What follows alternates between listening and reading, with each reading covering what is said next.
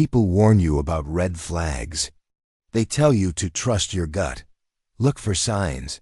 Pay attention. But when you're in love, you don't look for signs. You look for reasons to ignore them. Her name was Isabella. And for a long time, I thought she was the best thing that ever happened to me. We met at a coffee shop. Cliché, I know, but she had this way of talking like every word was a secret, meant just for me. She laughed at my jokes, listened to my dreams, and told me she'd never met someone so focused on building a future. Funny thing is, she didn't care about the future I wanted. She cared about the future she wanted, and I was just the first pit stop on her roadmap. The shift started small. She'd forget her wallet at restaurants.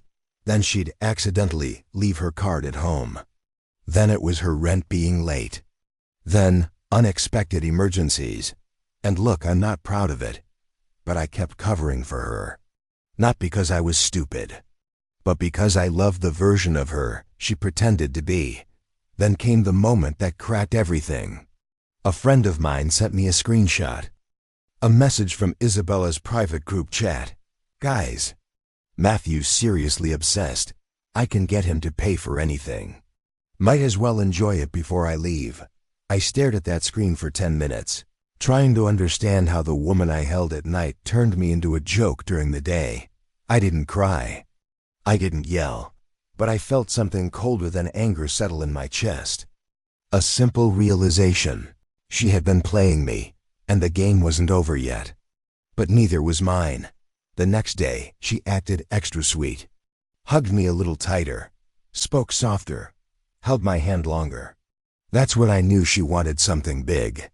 She waited until we sat down at dinner, a place she chose, of course, before dropping the line. Babe, I have a huge opportunity. I just need a little help. There it was. The script. Predictable, pathetic. A business investment, she said, smiling like she already owned the money. Just a loan. I'll pay you back next month. She thought I'd say yes instantly.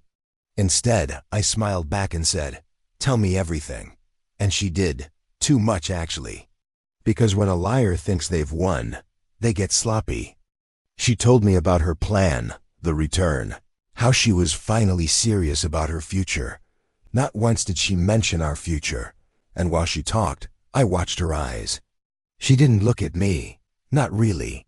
She looked at the idea of what I could give her, so I nodded, agreed, acted supportive. But I didn't transfer a single dollar, not yet. I was building something bigger. I decided to test her. Not with questions, she could lie through those. I tested her with silence. The next night I told her, I think we should slow down on money stuff. Her reaction shattered the illusion she created. She didn't look hurt. She didn't look confused. She looked annoyed. Annoyed that her ATM machine suddenly wanted boundaries. Wow, Matthew, she said. I didn't realize you were this insecure. Because I didn't want to fund her lifestyle? Then she said something that sealed her fate. If you can't handle being with someone ambitious, just say that. Ambitious. She was calling gold-digging ambition. I stared at her for a long moment. Sure, I said quietly. Maybe you're right.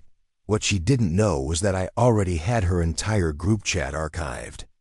I knew her business investment was actually a weekend trip she planned with another guy. She wasn't leaving next month. She was leaving as soon as she got the money. So I gave her one final test. I'll help you, I said. But I want us to talk about the future. Her smile returned instantly, but not for me. For the money. A week later, she invited me to her apartment to celebrate. She had candles lit, wine ready, music playing. Not because she loved me, because she wanted to soften the extraction. We sat on her couch, and she leaned on my shoulder. Do you trust me? She whispered. I looked right into her eyes. More than you think, because I trusted her to act exactly like who she really was. I took out my phone and pretended to open my banking app. It's a big transfer, I said. Just give it a moment. She leaned forward so fast, it was embarrassing. When she looked away, I turned on my recording app, silently, and asked her a question she couldn't resist answering honestly. "So, what happens after this? Once your business investment pays off?" She laughed. Actually laughed. "Matthew, honestly, I'm not thinking that far. I just need this to get through the weekend." There it was. The truth she would never say if she knew anyone was listening. I locked my screen, stood up, and said, "Good to know." She blinked. "What?" I slipped my phone into my pocket. "You really should have chosen someone dumber," I said softly. Her face twisted. "What are you talking about?" I headed toward the door. "I'm not paying for your trip. I'm not paying for anything. And by the way, your friends should choose better places to gossip." Her entire face drained of color. "Matthew," I opened the door. "We're done. Good luck with your weekend." Then I walked out, and the door didn't just close behind me, it slammed. She blocked me the next day, pretended like she didn't care, until her weekend trip fell apart. Because the guy she was secretly going with, he found the same group chat screenshots I had. And he bailed fast. One of the girls in her circle sent me a message. "What did you do? She's having a meltdown." I didn't respond. I didn't need to. Sometimes revenge isn't about exposing someone publicly. Sometimes it's letting their world collapse the moment you step out of it.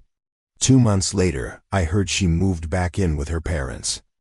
Her business investment never happened. Her relationships fell apart. Her friends distanced themselves. Her plans shattered, not because of anything I did, but because the game doesn't work when the players stop playing. And I walked off the board, with everything she wanted, except me. If you made it this far, please like the video and subscribe to the channel. I have carefully selected a story for you to watch next that I am sure you would love. I will see you in the next story.